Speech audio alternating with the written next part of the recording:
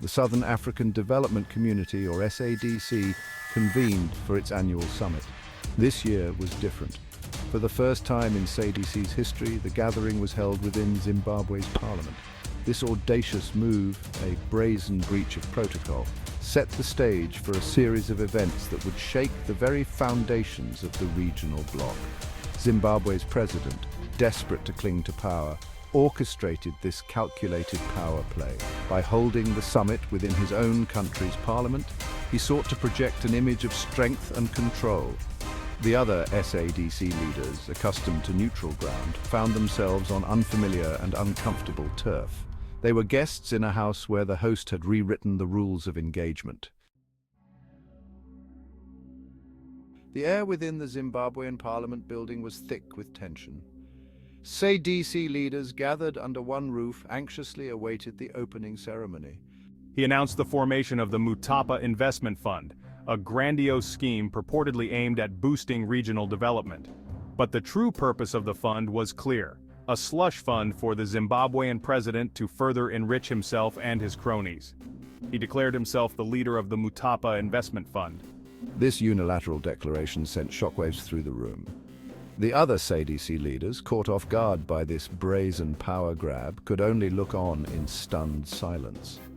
This was the dawn of a new era, one where a single leader seemed intent on bending the entire region to his will. The initial shock soon gave way to a chilling realization. The SADC leaders were trapped.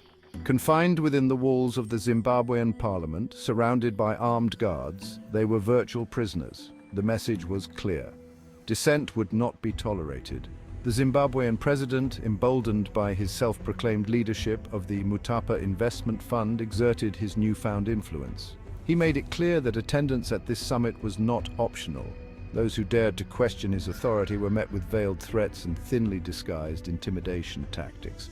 Travel restrictions were imposed, visas revoked, and phone lines cut. The SADC leaders, once proud representatives of their nations, found themselves reduced to pawns in a dangerous game.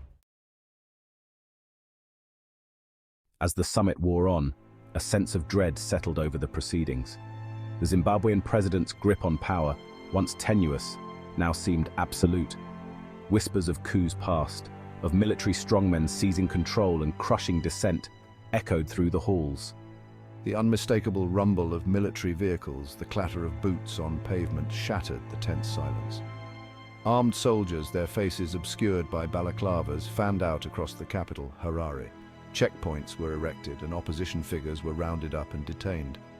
The deployment of military forces against civilians during the summit was a deliberate tactic to instill fear and quash dissent. The world watched in horror as Zimbabwe, once a beacon of hope in southern Africa, descended into darkness. The SADC summit concluded as abruptly as it had begun. The Zimbabwean president, his grip on power strengthened, emerged triumphant. The other SADC leaders, their spirits broken, were allowed to return to their respective countries. The forced attendance of SADC leaders, the deployment of military forces against civilians, the unilateral declaration of the Mutapa Investment Fund, all pointed to a troubling trend. The summit was not just a failure of leadership, it was a travesty of sovereignty.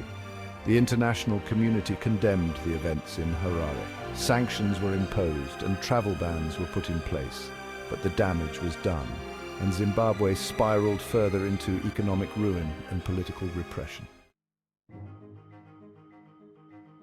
In the aftermath of the summit, the future of SADC hangs in the balance. The regional bloc, once a symbol of African unity and cooperation, is now deeply divided. The events in Harare have exposed the deep cracks within the organization. The road ahead for SADC is fraught with challenges. The organization must confront its demons and address the root causes of this crisis. The Zimbabwean people, meanwhile, continue to suffer under a regime intent on crushing dissent. The international community must not turn a blind eye to their plight. The fight for democracy and human rights in Zimbabwe is far from over.